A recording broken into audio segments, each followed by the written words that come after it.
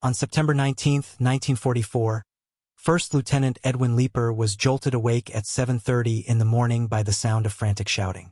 He was somewhere in Lorraine, France, commanding 4 tank destroyers that weighed less than a German staff car filled with officers. His vehicles had half an inch of armor. A rifle bullet could punch through them at close range. And in approximately 15 minutes, he would face more than a dozen German Panther tanks, each weighing 3 times what his machines weighed, each carrying guns that could vaporize his entire platoon from a mile away. 7,000 miles from that muddy French hillside, in a tank factory in Flint, Michigan, a team of automobile engineers had designed the vehicle Leeper was about to take into battle. They had envisioned something radical, something fast, something that violated every principle of armored warfare the Germans believed in. The established tank commanders said it would never work. The doctrine it embodied had been called impractical by an American general. The crews who rode in it called it a death trap. The Germans believed their heavy tanks were invincible. Lieutenant Leeper and his 4 M18 Hellcats were about to prove them catastrophically wrong. The myth of German tank invincibility began long before the first American tank destroyer rolled off the assembly line. When Germany unleashed its blitzkrieg across France in 1940, the world watched in horror as armored columns sliced through defensive lines that had been considered impenetrable. The panzer divisions moved with a speed and violence that shattered every assumption about modern warfare. Nations that had spent decades building fortifications saw those fortifications bypassed in hours. The French army, which had more tanks than Germany and many that were technically superior, collapsed in 6 weeks. The German army understood the psychological impact of their success. They cultivated it deliberately. Nazi propaganda transformed the Panzer into a symbol of German technological and moral superiority. Newsreels showed columns of tanks rolling through conquered territories while defeated soldiers marched into captivity. The message was unmistakable.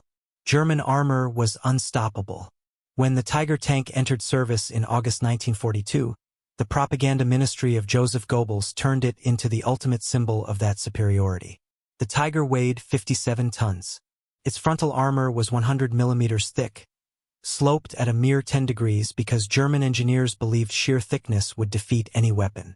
Its 88 millimeters gun, derived from the legendary anti-aircraft weapon that had terrorized Allied bombers, could destroy any tank in the world at ranges exceeding 2,000 meters.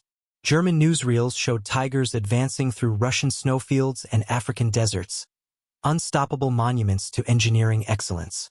The first Tigers saw combat at Leningrad in late 1942, where they achieved initial successes that seemed to justify every claim the propaganda ministry had made. At Tabourba in Tunisia in December of that year, 3 Tigers from the 501st Heavy Panzer Battalion working alongside the 10th Panzer Division and Luftwaffe support helped destroy 134 of 182 Allied tanks, including American armor from Combat Command B of the 1st Armored Division. The survivors carried tales of an unstoppable monster back to their comrades. The psychological impact spread faster than the tanks themselves. The training manual issued to Tiger crews was unlike anything the military had produced before. Called the Tiger Fibel, it was written by a lieutenant named Joseph von Glattergotz and authorized by General Heinz Guderian himself. It featured risque illustrations of a blonde woman called Elvira Tiger depicted in various states of undress while explaining mechanical procedures. It used limericks and comic book panels to teach technical information that would have been presented in dry technical language in any other army. Crews loved it. The manual became a collector's item. But buried within its playful pages was a message delivered with absolute seriousness. The Tiger was superior to any tank it would face. No enemy vehicle could defeat it in direct combat. Tank aces emerged as celebrities in the German press, their kill counts published like sports statistics. The most famous was SS Captain Michael Wittmann, who earned the Knight's Cross with oak leaves and swords for his kill count on the Eastern Front. His photograph appeared in magazines and newspapers throughout Germany. After the Battle of Villers-Bocage in June 1944, German reports credited him with destroying between 20 and 27 British vehicles in a single 15-minute engagement. The magazine Signal published photographs that made the destruction look even more dramatic than it was. Later analysis by British historians would suggest the actual number was closer to 12 or 14, with many vehicles abandoned rather than destroyed. The photographs themselves had been doctored with 3 separate images joined together to exaggerate the scale of destruction. SS General Sepp Dietrich understood the value of such propaganda. The Waffen-SS and the regular Wehrmacht competed constantly for resources, and battlefield victories translated directly into manufacturing priority. Every exaggerated claim served a bureaucratic purpose as well as a psychological one. Historian John Buckley would later note that many historians through today continue to repackage unquestioningly Nazi propaganda about Tiger performance. The effect on Allied crews was measurable and documented by military psychologists.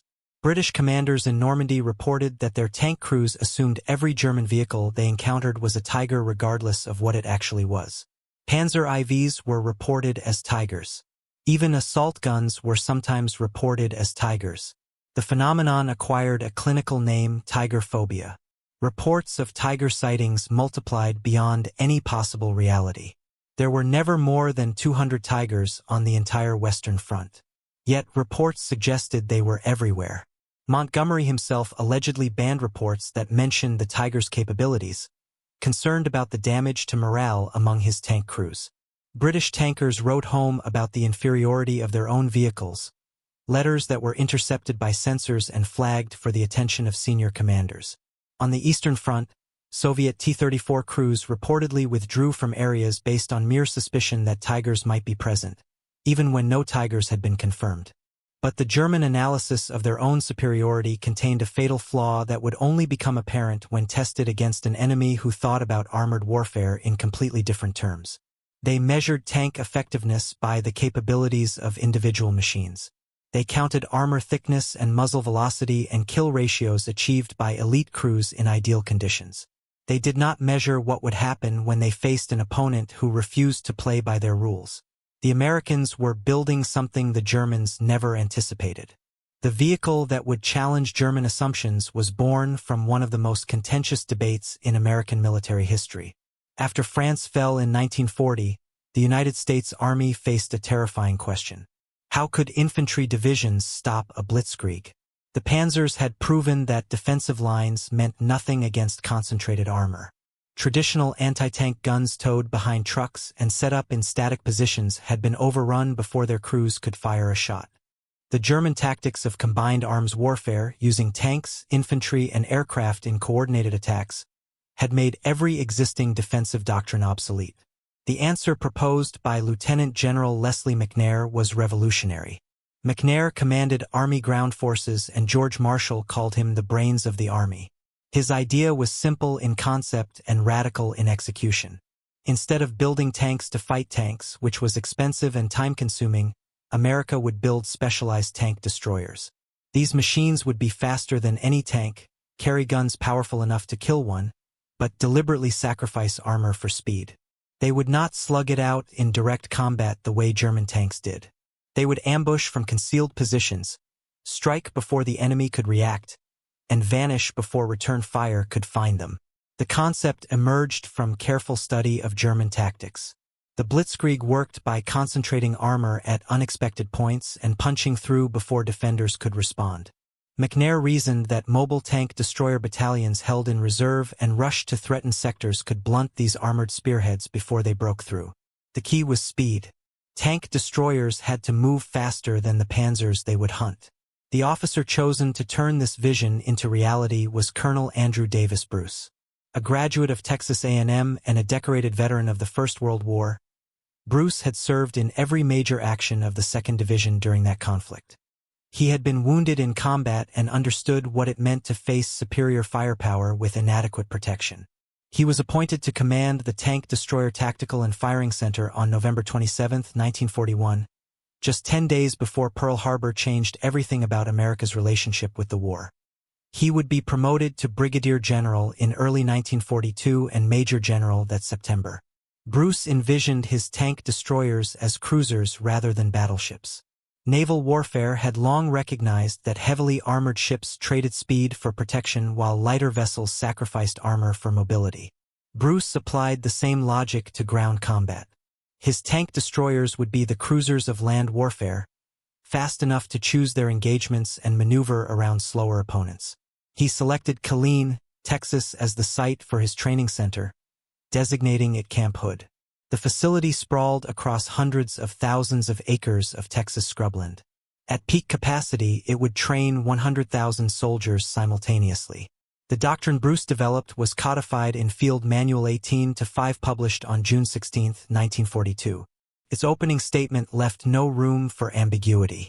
There is but one battle objective of tank-destroyer units, this being plainly inferred by their designation. It is the destruction of hostile tanks. The motto Bruce chose for his force was equally direct. Seek, strike, and destroy. It would be painted on vehicles, printed on shoulder patches, and drilled into every soldier who passed through Camp Hood. The opposition from within the American military was fierce and came from officers who would later become famous. Major General Jacob Devers, commanding the armored force, declared flatly that the separate tank-destroyer arm was not a practical concept on the battlefield. Offensively, he argued the weapon to beat a tank is another tank. Devers pushed for heavier American tanks like the M26 Pershing and went over McNair's head to Marshall to make his case. He believed that concentration of resources on a separate tank-destroyer force would weaken the armored divisions that would actually win the war. General Patton, after observing tank destroyers in their first major engagement at El Getter in Tunisia in March 1943, called the concept unsuccessful in the conditions of the theater. At El Getter, the 601st Tank Destroyer Battalion had destroyed 37 German tanks in what should have been a triumphant validation of the doctrine. But the battalion had lost 21 of its 31 serviceable M3 gun motor carriages in the process. Patton saw the exchange as Pyrrhic and questioned whether lightly armored tank destroyers could survive modern combat. Armored branch officers claimed that the 1941 Louisiana maneuvers that had validated the tank destroyer concept had been rigged to produce favorable results. They alleged that umpires had ruled in favor of tank destroyers in situations where tanks would actually have prevailed. The debate became bitter enough that it threatened to derail the entire program. But Bruce pressed forward with support from McNair and Marshall. The vehicle that would embody his doctrine was designed by Harley Earl's team at the Buick Motor Division of General Motors. Earl was famous for designing sleek, stylish automobiles. His team applied automotive engineering principles to a weapon of war, treating the tank destroyer like a high-performance vehicle rather than a traditional military machine. It was tested at the same proving ground in Milford, Michigan, where Buick tested its passenger cars, driven around the same tracks where prototypes of Buick Roadmasters had been evaluated. Development moved at a pace that would have been impossible for the methodical German procurement system. From the initial requirement in December 1941 through 4 different gun calibers, 37mm to 57 to 75 to 76, the first T-70 pilot vehicle rolled out in April 1943, 16 months from concept to prototype. By comparison, the Tiger had taken nearly 4 years from initial requirement to combat deployment. The final design weighed 18 tons, less than a third of the Tiger's weight, could reach 55 miles per hour on roads, making it the fastest tracked armored vehicle of the war. Its Continental R975 radial engine, manufactured under license from Wright Aeronautical, produced 350 to 400 horsepower depending on the variant. The engine was air-cooled rather than water-cooled, eliminating the radiator and its vulnerability to damage. Its 76mm M1A1 gun could penetrate the side armor of a Panther at over 1000 m. The mathematics of penetration were carefully calculated. With standard M62 armor-piercing capped ammunition, the 76mm gun could penetrate the Tiger's 100mm frontal hull from approximately 600 m, aiming for the driver's plate. The turret front could be penetrated at around 700 m. Side armor, which was 60 to 80 millimeters thick, could be penetrated at ranges beyond 1000 m. With the scarce M93 high-velocity armor-piercing rounds, which were issued at only 2 or 3 rounds per vehicle per month, frontal penetration was possible at greater distances. But the design choices that made the Hellcat fast also made it vulnerable. This hull armor was 12.7 millimeters thick, half an inch. Testing showed that 9 out of 30 armor-piercing .30 caliber rifle bullets penetrated the turret side at just 75 yards. The turret was open-topped, leaving the crew exposed to artillery fragments and grenades. There was no machine gun in the hull for close defense. The crews who would fight in these machines understood exactly what this meant. They were sitting in vehicles that could not survive a direct hit from anything larger than a machine gun. A Tiger's 88mm gun could destroy a Hellcat at any range where combat was likely to occur. The asymmetry was absolute. Their protection was not armor. It was speed. If they were caught in the open by a German tank, they would die. Buick's publicity department gave the vehicle its name, the M18 Hellcat. Earl's designers also created the Wildcat logo that would be painted on production vehicles. Production vehicles. Between July 1943 and October 1944, 2,507 units rolled off the assembly line in Flint. The men who crewed these machines came from farms and factories across America. Many had never seen a tank before they entered the Army. Few had fired a weapon in combat. The training programs at Camp Hood ran continuously, 16 hours a day, 7 days a week, turning civilians into tank destroyer crews in a matter of weeks. Captain Thomas Evans, who would later command C Company of the 704th Tank Destroyer Battalion, recalled that during testing at Camp Maxey, they ran those things day in and day out, night and day, just to see what they would do. A Buick engineer was embedded with the crews for 6 weeks to incorporate their suggestions into production modifications. What the crews learned was unorthodox and contradicted everything conventional armor doctrine taught. They were taught to fire and immediately move, never staying in the same position long enough for the enemy to zero in on them. They were taught to use terrain obsessively, to find hull-down positions where only their turrets were exposed, to use ridge lines and buildings and trees as cover. They learned that Panther turrets traversed so slowly using a hand crank rather than powered traverse that 4 or 5 rounds could be fired before the German gun could be brought to bear. They learned that a well-placed shot between the mantlet and glassy plate of a Panther would ricochet into the driving compartment, killing the crew. They were taught that, in a fair fight against German heavy armor, they would lose.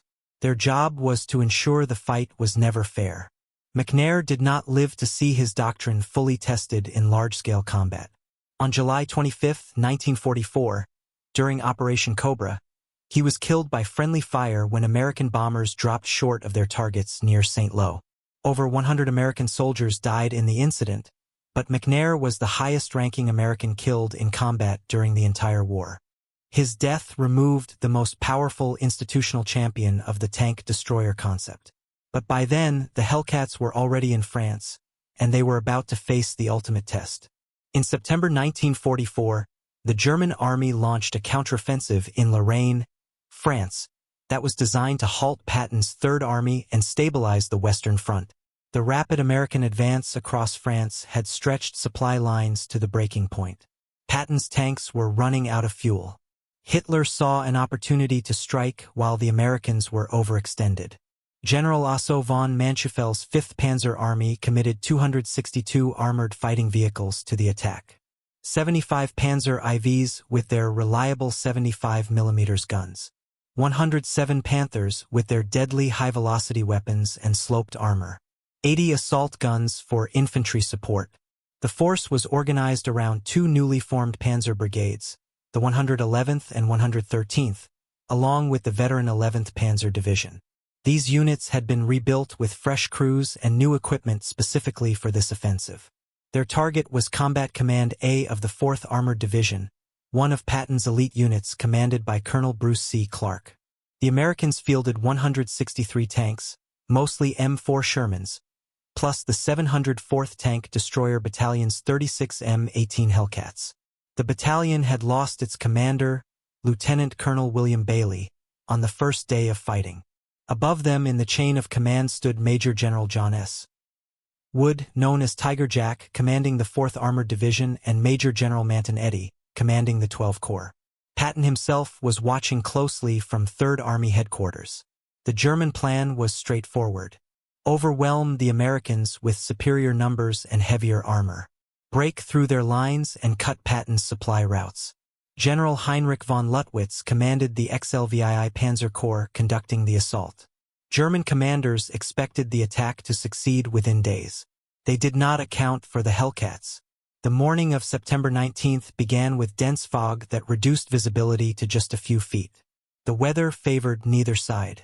German tanks could not see targets at range, but neither could American gunners. Lieutenant Leeper's 3rd Platoon of C Company was resting near the village of Rechicourt-la-Petite when a frantic alert came through. German armor had been spotted moving toward American positions. Captain William Dwight, the liaison officer from the 37th Tank Battalion, organized a blocking force and led Leeper's 4 M18s toward Hill 246. At approximately 7:45, Leeper spotted something through the fog that made his blood freeze. A German tank gun muzzle materializing out of the gray murk. It was 30 feet away, close enough to read the manufacturer's markings on the barrel, close enough to see the German commander's face in his cupola. The next 5 minutes would validate everything Andrew Bruce had designed the Hellcat to do. Leeper's gunner fired first. The 76mm shell struck the Panther before its crew even realized they were under attack. The German turret, hand-cranked and painfully slow to traverse, never got a shot off. The Hellcat was already moving to a new position by the time the Panther's ammunition cooked off in a secondary explosion. In the chaos that followed, Leeper's platoon destroyed 5 Panthers before losing a single vehicle. The fog that should have been neutral worked in favor of the faster American vehicles. The Hellcats could reposition between shots faster than the German gunners could locate them. Sergeant Henry Hartman, with Private First Class Armando Biondo firing, became a one-man wrecking crew. From positions the Germans could not pinpoint through the fog, Hartman's Hellcat engaged target after target. His vehicle would fire, and before the echo died, it would lurch backward at full speed, racing to a new firing position before the smoke cleared. By the time the engagement ended, Hartman had personally accounted for 6 German tanks. Most had been destroyed before their crews could even turn their guns toward the sound of firing. By the time Leeper withdrew from Hill 246 with his 1 surviving Hellcat, 15 German tanks lay burning on the hillside. 3 M18s had been lost, but the 113th Panzer Brigade had been torn apart.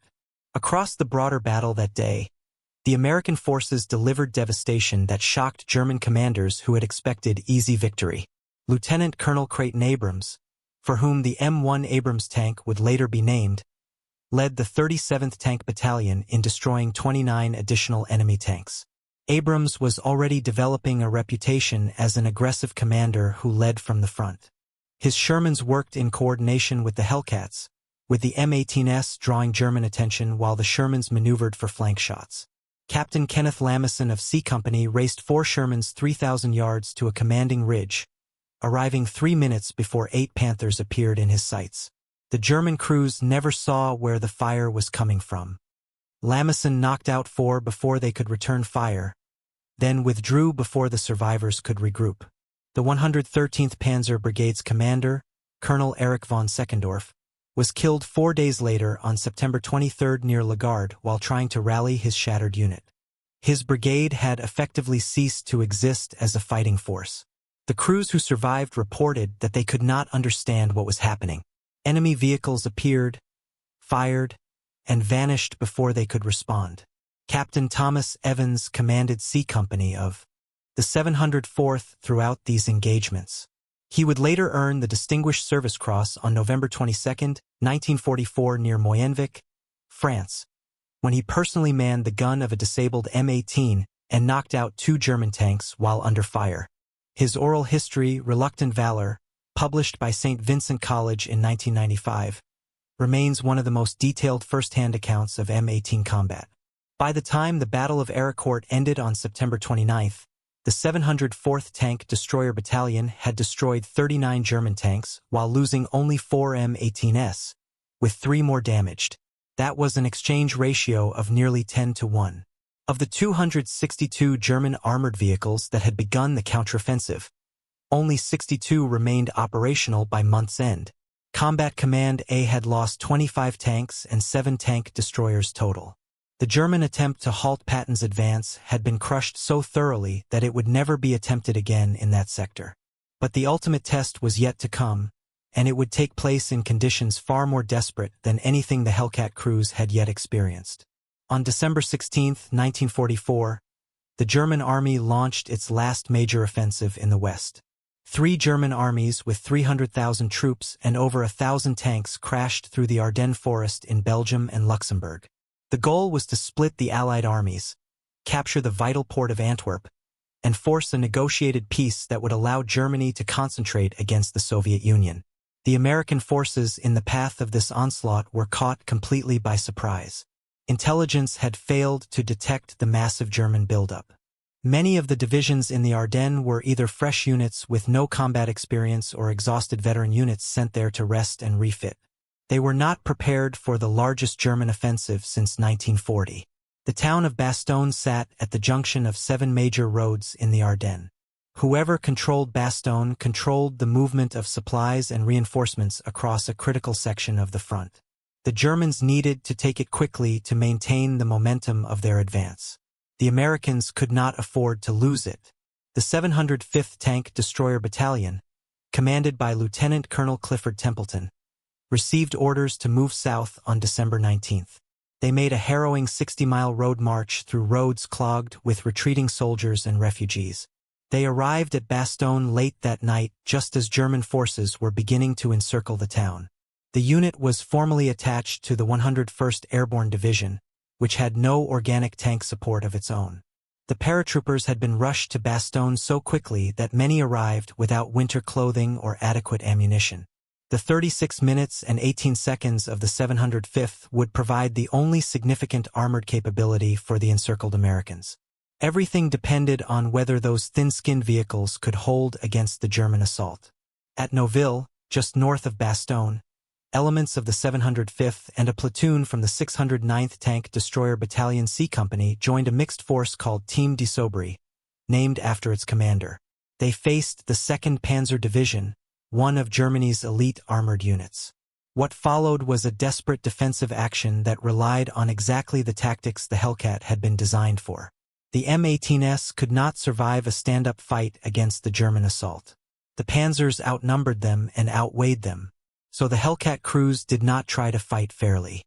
Instead, they made constant position changes after firing, sprinting at full speed between covered locations, appearing from unexpected directions, and vanishing before the Germans could respond. The German commander, unable to fix the location of the American armor, became convinced that the village was defended by a far larger force than actually existed. He requested reinforcements and artillery support for what he believed was a major American defensive position. In reality, there were only a handful of tank destroyers and a mixed bag of paratroopers and tankers. The defenders at Noville destroyed at least 30 German tanks and inflicted between 500 and 1,000 casualties before being forced to withdraw on December 20th. On Christmas Day 1944, Panzer IVs from the 15th Panzergrenadier Division attacked toward the village of Champs on the Bastogne perimeter. Sergeant Lawrence V. Kettler of the Reconnaissance Company rolled his Hellcat directly into the village during the assault. He demolished a stone house sheltering approximately 30 German soldiers, firing his 76mm gun at point-blank range into the structure. He destroyed 2 more buildings and smashed 4 machine gun nests at ranges so close that the German crews could see his face. Then he withdrew at full speed before the German tanks could respond. That day, all 18 attacking German tanks were destroyed while the 705th lost 2 M18s. The 705th employed innovative tactics throughout the siege. At night, they used ground flares to illuminate advancing German armor. When 3 panzers attempted to reinforce an infantry assault along the Neufwarden Road, the Hellcats lit the area with flares and destroyed all 3 before they reached the American lines. By the time Patton's Third Army broke through to relieve Bastogne on December 26th, the 705th Tank Destroyer Battalion had destroyed approximately 40 German tanks while losing 6 M18s. Lieutenant Colonel Templeton would be killed in action on March 1, 1945, but his battalion received the Presidential Unit Citation for its actions during the siege. The 609th C Company claimed 19 enemy tanks and self-propelled guns destroyed for the loss of just 2 M18s, 2 armored cars, and 4 jeeps and trucks. These numbers represented a level of efficiency that German commanders had never anticipated. Their own planning assumptions had been built around exchange ratios that favored the heavier, better-armored German vehicles. What they encountered instead was an opponent who refused to engage on terms that favored armor. The courage of the men who crewed these thin-skinned vehicles deserves recognition that history has largely failed to provide. Sergeant Roger Turk of a company, 704th Tank Destroyer Battalion, earned the Silver Star at Reims when his M18, vehicle number 13 and the battalion's first loss, was hit and caught fire. 3 of his crewmen were killed instantly. Turk survived the impact and the flames. Then, alone in a burning vehicle surrounded by the enemy, he loaded and fired all 20 remaining rounds of ammunition single-handedly, neutralizing the SS gun position that had destroyed his Hellcat before escaping through enemy fire. Sergeant John Prusak of B Company, 704th Tank Destroyer Battalion, and Technician 4th Grade Harry Trainer were best friends who crewed a Hellcat named Blondie after Prusak's blonde wife Viola. On February 9, 1945, in the Bahnhof woods of Germany, 2 Panther tanks destroyed their vehicle. Prusak, who had earned the Silver Star just 1 day earlier, was killed. Trainer survived with wounds that would trouble him for the rest of his life. Prusak is buried at the United States Military Cemetery in Ham, Luxembourg. 50 years later, in 1995, a Luxembourg citizen found Prusak's engraved canteen cup in the woods near where he had died and returned it to Trainer. Staff Sergeant Clyde Lee Choate of the 601st Tank Destroyer Battalion earned the Medal of Honor on October 25, 1944 near Bruyères, France. His battalion used M10 tank destroyers rather than M18s, but his courage exemplified the spirit of the entire tank destroyer force. When his M10 was set ablaze by 2 hits from a Panzer IV, he ordered his crew to abandon it. Then he returned through enemy fire to search for trapped crewmen. Seeing the German tank overrunning American infantry positions, Choate grabbed a bazooka and stalked the Panzer from tree to tree. He fired from 20 yards to immobilize it. He ran back for another rocket, advanced to 10 yards and shattered the turret. He killed 2 emerging German crewmen with his pistol and dropped a grenade through the hatch. Born in West Frankfort, Illinois, one of 12 children of a coal miner, Choate returned home to a hero's welcome.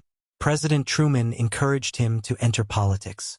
He served 30 years in the Illinois House of Representatives before his death in 2001 at age 81. Norbert Gerling, a gunner in C Company of the 609th, traveled 1,200 miles across Europe in his M18. At Trier on March 7, 1945, when a disabled American tank was pinned down by a German anti-tank gun hidden under a railway overpass, Gerling's Hellcat entered the killing zone in a cluster of 4 vehicles. Using the 10-power scope on his gun sight, he fired 7 or 8 76mm rounds at the overpass supports, collapsing the structure onto the German gun. He earned the Bronze Star and was interviewed at age 95 for the book The Lucky Ones. What the crews disliked about their vehicles was telling. The open top created what one officer called a large armor-plated refrigerator in winter. The air-cooled engine drew cooling air through the crew compartment, which was exactly as unpleasant as it sounds when temperatures dropped below freezing. The .50 caliber machine gun mount required the commander to fully expose himself to fire it. The 76mm muzzle blast kicked up enough dust to blind the crew between shots. And as one Army assessment bluntly stated, frontal fire beyond 300 yards would have little effect on the heavy German tanks. They knew this. They fought anyway. The statistics that emerged after the war revealed the truth about what these crews had accomplished. The M18 Hellcat achieved an overall kill ratio of 2.4 to 1 against German armor.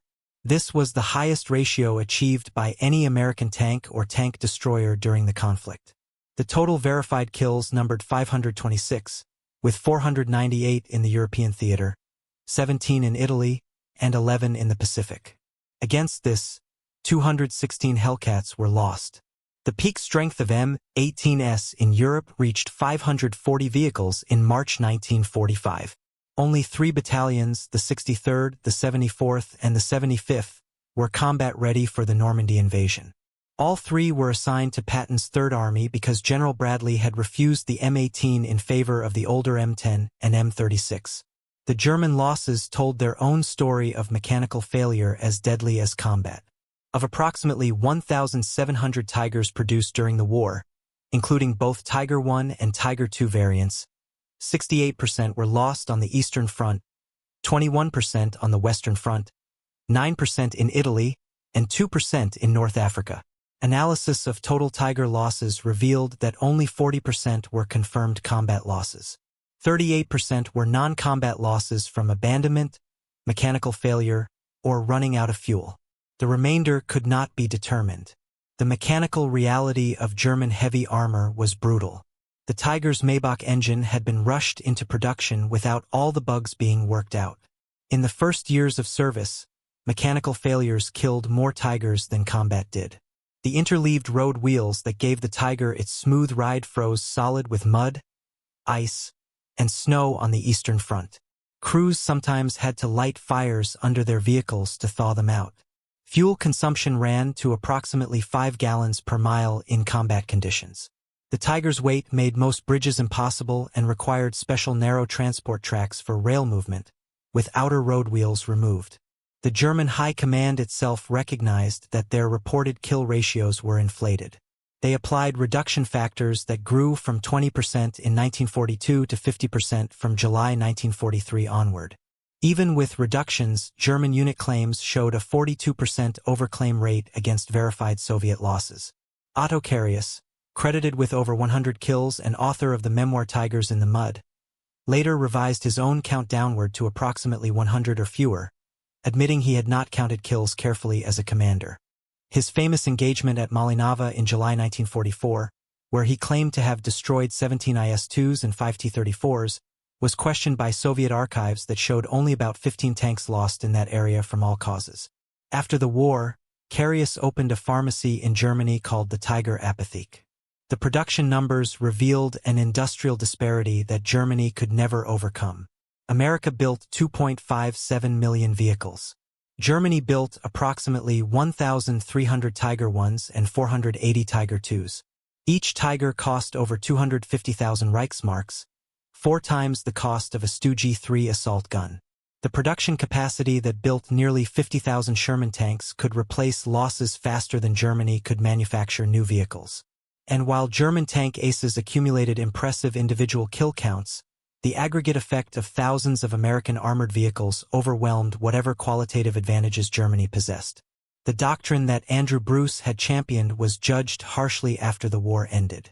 Dr. Christopher Gable's definitive 1985 study, published as Leavenworth Paper No. 12, concluded that tank destroyer doctrine was fundamentally flawed, created with an imperfect understanding of combined arms mechanized warfare to solve a problem that did not exist as perceived.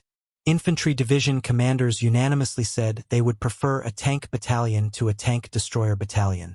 Yet the paradox remains. The M18 achieved the highest kill-to-loss ratio of any American armored vehicle in the war. The doctrine failed as doctrine. Tank destroyer battalions were almost never concentrated as envisioned. Instead, they were parceled out in platoon strength for direct fire support, but individual Hellcat crews, using the speed Bruce designed into them, developed their own lethal tactics that proved devastatingly effective. Historian Stephen Zaloga assessed the contradiction with characteristic precision. The Hellcat's combat record, he wrote, is attributable to the training and dedication of its crews, not to its ill-conceived design. The crews had taken a flawed concept and made it work through sheer courage and tactical ingenuity. German commanders who faced American tank destroyers rarely knew what was hitting them. After-action reports typically referred to American armored vehicles generically. The speed and low profile of the Hellcat meant German crews often could not identify what was engaging them before it vanished. The factories that built the Hellcat converted to peacetime production after victory in Europe. Buick returned to making automobiles. Camp Hood became Fort Hood, later renamed Fort Cavazos, and trained soldiers for different wars. The veterans scattered across the country, raised families, built careers, and rarely spoke about the thin-skinned vehicles they had ridden into battle. The strategic implications of what happened at Ericourt and Bastogne extended far beyond the specific engagements themselves. German planners had built their armored forces around the assumption that superior individual vehicles would prevail against numerically superior enemies.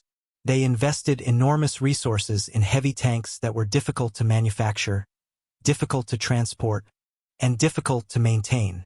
When those tanks faced opponents who had optimized for entirely different qualities, the German advantages evaporated. The M18 Hellcat was not designed to win tank duels. It was designed to kill tanks and survive through speed rather than armor. Every design choice reflected that philosophy. The open-top turret saved weight and allowed the crew better situational awareness. The thin hull armor allowed for a more powerful engine relative to the vehicle's mass. The 76mm gun was adequate against the side and rear armor of any German tank while being light enough to maintain the vehicle's speed advantage. German engineers, working within a different set of assumptions, made different choices. They built the Tiger to survive frontal hits from any weapon the enemy possessed. They accepted reduced mobility and enormous logistical requirements in exchange for battlefield dominance. On paper, the Tiger should have been superior to the Hellcat in every meaningful category. In practice, the Hellcat's speed allowed it to avoid the situations where the Tiger's advantages mattered. The lessons of this confrontation were not fully absorbed by military planners in the immediate post-war period. The United States Army disbanded its tank destroyer battalions and concluded that the concept had been a failure. The institutional memory of what the Hellcats had accomplished faded as veterans aged and passed away. But the fundamental insight remains valid. Military effectiveness is not determined solely by the specifications of individual weapons systems. Training, doctrine, tactical flexibility, and the courage of the people operating those systems matter as much or more than armor thickness and muzzle velocity. The men who crewed the Hellcats did not think of themselves as proving doctrinal points. They were doing a job, facing an enemy, trying to survive long enough to go home. They climbed into vehicles that offered almost no protection and faced opponents whose weapons could destroy them from ranges where their own guns were ineffective. They developed tactics through trial and error, through watching friends die, through figuring out what worked and abandoning what did not. Lieutenant Leeper, who had awakened to chaos on that foggy September morning in Lorraine, survived the war. So did Sergeant Hartmann, who had destroyed 6 German tanks in a single engagement. So did Captain Evans, who later earned the Distinguished Service Cross for manning the gun of a disabled Hellcat rather than abandoning the fight. They returned to ordinary lives in an America that quickly forgot what they had accomplished. The primary sources documenting their service remain available for those who seek them. Stephen Zaloga's Panthers versus the Panzers provides the definitive account of Ericourt, drawing on German 5th Panzer Army records and American unit histories. William Heidman's M18 Hellcat versus Panther offers tactical analysis of the 74th's engagements against Panzer Brigade 113. Harry Yide's The Tank Killers traces the history of the entire tank destroyer force. Victor Failmezger's American Knights tells the story of the 601st Tank Destroyer Battalion. The after-action reports for the 704th, 69th, and 75th Battalions rest in the Combined Arms Research Library at Fort Leavenworth and the Eisenhower Presidential Library. The website tankdestroyer.net maintains the largest digital archive of unit histories and veteran narratives. But the truth of what they accomplished needs no archival research to understand. German commanders looked at their heavy tanks and saw superior armor and firepower. They measured combat effectiveness in terms of individual vehicle capabilities. They believed that no enemy could defeat their panzers in direct engagement. They were measuring the wrong things. On a foggy morning in September 1944, a young lieutenant with 4 lightweight tank destroyers faced more than a dozen German heavy tanks. Every expert would have predicted his destruction. Every specification sheet said his vehicles could not survive. 15 German tanks burned on that hillside. Lieutenant Leeper went home. The lesson is simple. Never confuse the machine with the warrior. If you found this story as compelling as we did, please take a moment to like this video. It helps us share more forgotten stories from the Second World War. Subscribe to stay connected with these untold histories. Each one matters. Each one deserves to be remembered. And we would love to hear from you. Leave a comment below telling us where you are watching from. Our community spans the globe. From veterans to history enthusiasts, you are part of something special here. Thank you for watching and thank you for keeping these stories